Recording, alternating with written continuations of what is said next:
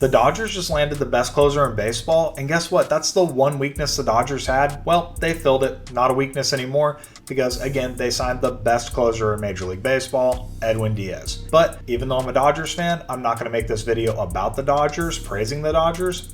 I just want to talk about how this affects the Mets and how this is good for Edwin Diaz. So let's get into it. So the deal was 3 years, $69 million, which is only $23 million a year. Yes, that sets a record for average annual value at $23 million. Who cares? It's 3 years, dude. It's only 3 years, and Edwin's only 31 years old. It's hard to believe that the Mets would let him go for this cheap, and that's why I believe the reportings that the Mets were never really given a chance by Edwin or his camp to up their offer. I think the Mets played around for too long. They thought that they could up their offer little bit by little bit, stretch this out, and well, that didn't happen. Edwin said, nope, I'm going to the Dodgers. They're a good team.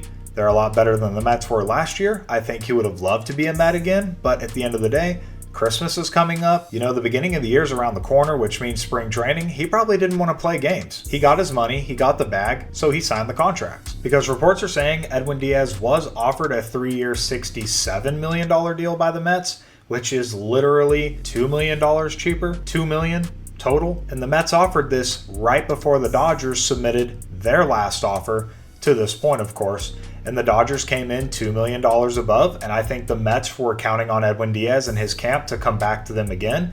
And again, like I said, I think Edwin was just like, nope, I'm going to sign.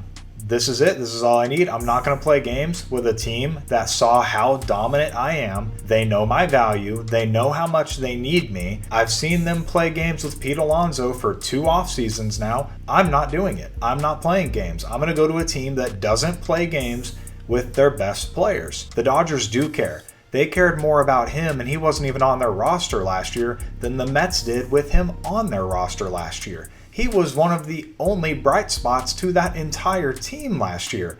One of the other bright spots, Pete Alonso. The Mets are just continuing to play games with him too. And to be honest, in total, I don't know what the Mets are doing this offseason. Like, they're just making themselves worse, almost like it's on purpose. You know, like, it's like they're not taking it seriously, which they obviously are. I know they're a business. I know they want to win. But they traded Brandon Nimmo, their left fielder, for Marcus Semien. Now their offense is worse, and it wasn't great last year. Now they let the best closer in baseball go to one of their rivals. Again, not the best move. I understand that there's a lot of offseason left and that they can make major changes, but I mean, they're really putting themselves in handcuffs. Like, there's only so many players you can go get. Now, I think the only way to rebuild trust with your fan base, and it's actually a video that I'm going to make tomorrow, maybe a little bit later on this week, is I think they need to trade for Fernando Tatis Jr. You know, and if you're interested in that video, I'm going to post it a little bit later this week. In a few days, it's going to be the top 5 teams that I think Fernando Tatis could actually be traded to.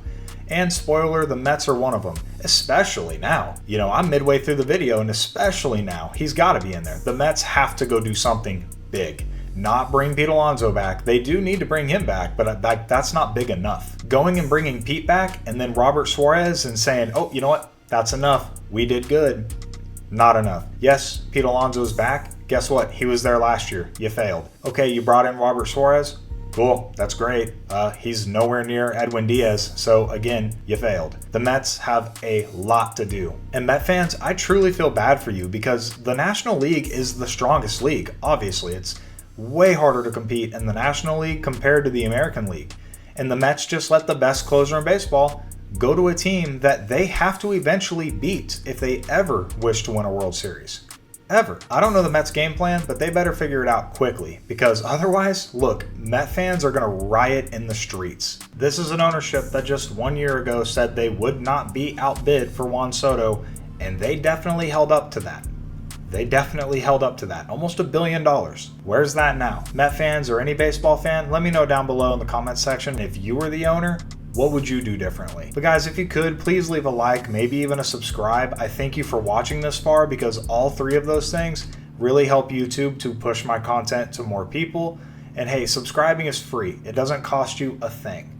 But anyways, thank you everyone. Peace. I love you. I'll see you in the next one.